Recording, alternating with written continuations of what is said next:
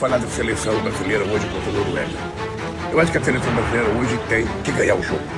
Não é só porque eu sou brasileiro, que eu sou pretendente. ব্রাজিলের জার্সিতে এখনই শেষ নয়। 2030 বিশ্বকাপে আবারও নেইমারকে দেখতে চান দেশটির প্রধানমন্ত্রী লুলা দা সিলভা। এক ভিডিও বার্তায় তিনি নেইমারের উদ্দেশ্যে বলেন, এখনই অবসরের সময় নয়। ব্রাজিলের জন্য তুমি অনেক কিছু করেছো, কিন্তু এখনো তোমার দেওয়ার অনেক কিছু বাকি আছে। তাই আগামী বিশ্বকাপের জন্য নিজেকে প্রস্তুত করো। 2026 ফিফা বিশ্বকাপের শেষ 16তে নরওয়ের কাছে 2-1 গোলে হেরে টুর্নামেন্ট থেকে বিদায় নেয় 5 বারের বিশ্ব চ্যাম্পিয়ন ব্রাজিল। আর সেখানেই শেষ বাঁশি বাজার সঙ্গে সঙ্গে আবেগ ধরে রাখতে পারেননি নেইমার জুনিয়র। মাঠেই ভেঙে পড়েন তিনি, আর তার চোখের জল মুহূর্তেই ছড়িয়ে পড়ে সামাজিক যোগাযোগ মাধ্যমে। সেই দৃশ্য কোটি কোটি ফুটবল প্রেমীদের হৃদয় ছুঁয়ে যায়। ম্যাচ শেষে আবেগঘন প্রতিক্রিয়ায় নেইমার বলেন, আমার যাত্রা শুরু হয়েছিল এই মেটলাইফ স্টেডিয়ামে, আর এখানেই যেন তার শেষ হলো। এবং তিনি এটাও বলেন, হলুদ জার্সিতে এটাই আমার শেষ ম্যাচ। এই কথার মধ্য দিয়েই তিনি জাতীয় দল থেকে অবসরের ঘোষণা দেন। নেইমারের এই সিদ্ধান্তর পর ফুটবল বিশ্বে অসংখ্য তারকা, সাবেক খেলোয়াড় এবং ক্রীড়াঙ্গনে বিভিন্ন ব্যক্তিত্ব তার প্রতি সম্মান ও ভালোবাসা প্রকাশ করেন। তবে সবার নজর কেড়েছে ব্রাজিলের প্রধানমন্ত্রী লুলা দা সিলভার বার্তা। তিনি স্পষ্ট জানিয়েছেন, নেইমারের ক্যারিয়ার এখনই শেষ হওয়া উচিত নয়,